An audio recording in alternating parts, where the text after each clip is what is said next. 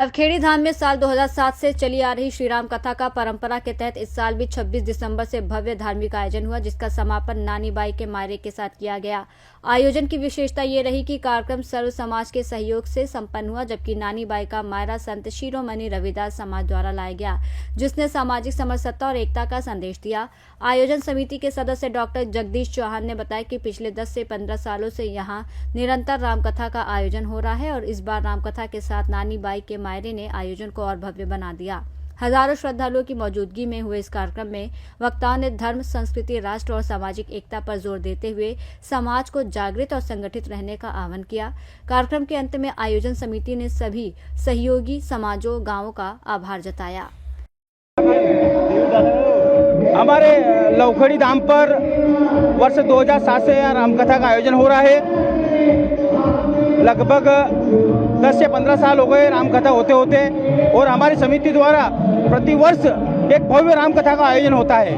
और रामकथा के साथ साथ इस बार हमारा 2021 से और 23 से हमारा नानी बाई का मायरा शुरू हुआ, और नानी बाई का मायरे में अपार श्रद्धालुगण और रामकथा के आयोजन में अपार श्रद्धालुगण आए, और इस समिति में आसपास के समस्त गांवों ने बहुत सहयोग किया।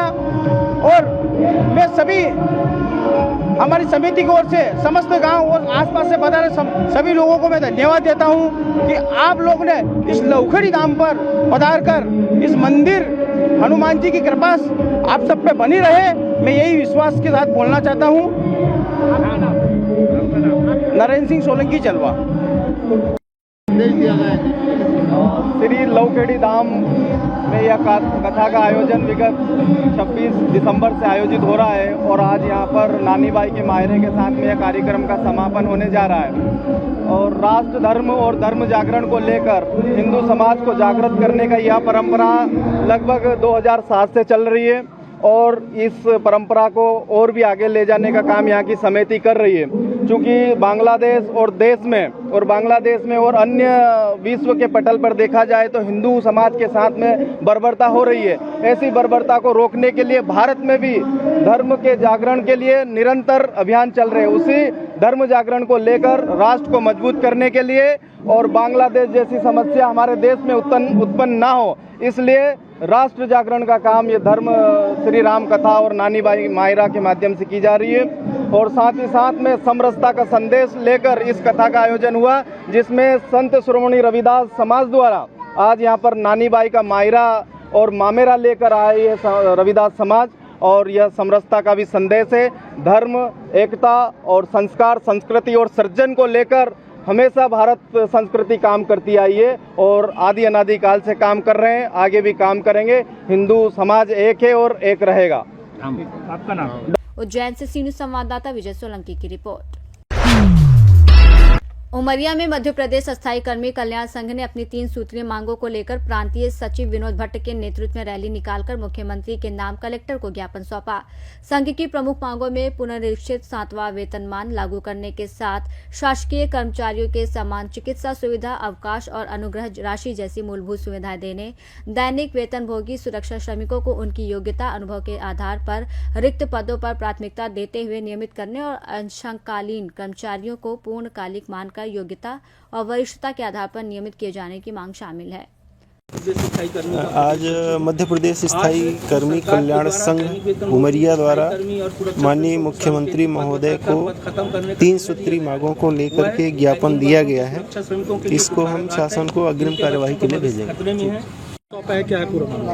आज ये पूरा मामला है जो मध्य प्रदेश सरकार दैनिक वेतनभोगी सुरक्षा श्रमिक स्थायी कर्मियों के पदों को सांकेतिक कर खत्म करने का निर्णय जो सरकार ली है, वह इन वर्गों के सुरक्षा श्रमिकों के लिए, उनके बच्चों के भविष्य के लिए कुठाराघात है। आज वो 15 से 25 वर्ष से ड्यूटी कर रहे हैं, पर उनके बच्चों का भविष्य आज भी सुरक्षित नहीं है। हमारे बांधवगढ़ टाइगर रिजर्व में कई सुरक्षा श्रमिकों को बाघ ने खाया, हाथी मारा, लेकिन उनके बच्चों के भविष्य के लिए कोई योजना नहीं बनाई सरकार ने। और आज उनको अचानक पद खत्म करने का जो निर्णय लिया गया है, वह इनके बच्चों के भविष्य में कुठाराघात है। सरकार अगर जल्द से जल्द इन्हें नियमित नहीं करती तो संघ आने वाले समय में भोपाल पहुंचकर माननीय मुख्यमंत्री जी का घेराव करने के लिए बाध्य होगा। जिला अध्यक्ष उमरिया स्थायी कर्मचारी कल्याण संघ, आज हम लोग यहाँ 7 जनवरी को श्रम जो शासन ने नए श्रम कानून लागू किया उसका विरोध करने के लिए एकत्र हुए हैं और ज्ञापन दे रहे हैं। है क्या कि हम लोगों की मांगे हैं कि स्थायी कर्मचारियों को नियमित किया जाए, 7वां वेतनमान दिया जाए तथा नियमित कर्मचारियों के भांति जो है सुविधाएँ दी जाए। तथा दूसरी मांग है कि जो हमारे साथ में स्थायी कर्मचारी अंशकालिक कर्मचारी हैं उनको पूर्णकालिक का दर्जा दिया जाए तथा उन्हें पूरा वेतन दिया जाए तो उनको भी नियमित किया जाए। और शासन जो संक्षेपतर पद को घोषित की है उसको जो है तो पुनः जीवित किया जाए। अगर आपकी मांग नहीं मानी जाती है तो क्या करेंगे आप? अगर हमारी मांगें नहीं मानी जाती हैं तो हम प्रांताध्यक्ष के निर्देशन में आगामी हमारा जो है आंदोलन मुख्यमंत्री का घेराव भोपाल में होगा। उमरिया से सी न्यूज़ संवाददाता योगेंद्र महोबिया की रिपोर्ट। बुलेटिन में फिलहाल इतना ही। देश और दुनिया की तमाम बड़ी खबरों के लिए आप देखते रहिए सी न्यूज़ भारत।